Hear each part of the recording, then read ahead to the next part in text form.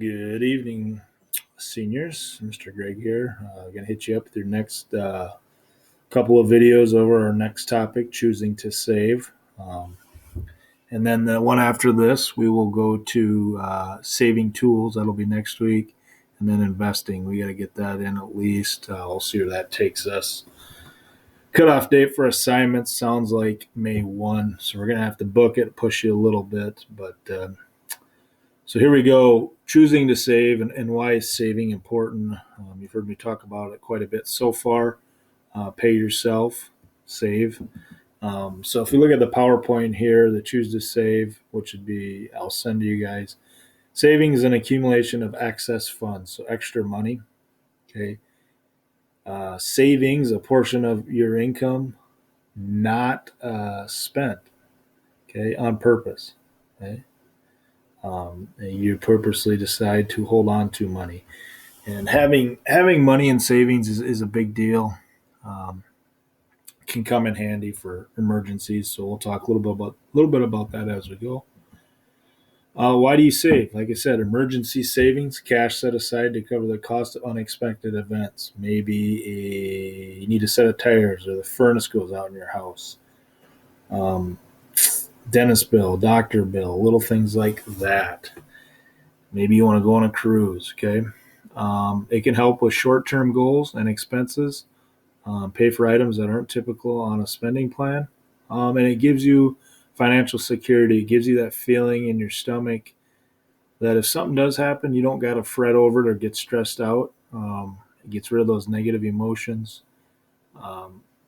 It gives you some peace of mind. Like think about right now, if you're a business and you don't have any money set aside and you're kind of shut down, be a tough time, right? But if you had a bunch of money in savings, you kind of dip into that. Same for individual purposes. You should have some money put in savings. So if you would be put on furlough or you lose your job for a while or laid off due to this pandemic, you have money you can live on. And we'll find out here soon how much you need to live on, or what's suggested if you do lose your job.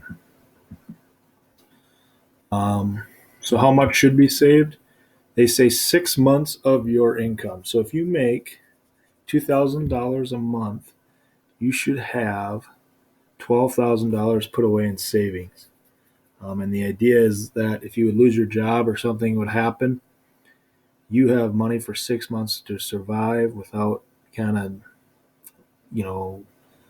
really feeling it. And in that 6 months, hopefully you would be able to find a job. Remember this. This will be a quiz question right here.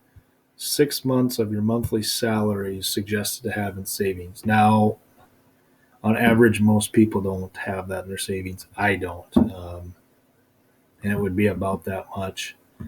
So I got to do better there. I think everybody, as a country, our savings rate as individuals is down tremendously from the 50s, 60s, 70s, 80s. We want to spend now. Identify money to save. So how do you figure out if you're in the boat where you need to start saving? How do you figure it out?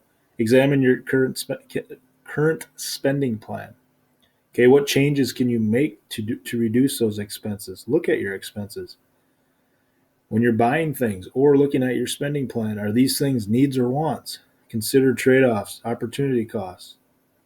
Think about your daily expenses, such as going to Starbucks every day of the week before you hit work up, and it's $5 for that cappuccino. 5 times 30 is $150. That's $150 a month. Well, if you go to the grocery store and buy that blend and make it yourself for $20 a month, you're saving $120 that you can maybe put into savings. So think of that. Think of your larger expenses: house, rent, vehicles, student loans, things like that. And some of those expenses are needs. You really have to pay them. You really have to have them to get ahead in life. And those aren't negotiable. But some things like having a coffee every morning at the gas station at $3, $5, some of those things you can eliminate or do a trade-off. I still have my coffee. I get it at home. Buy the ground up beans at the store. Lasts me a month. It's 5 times less expensive.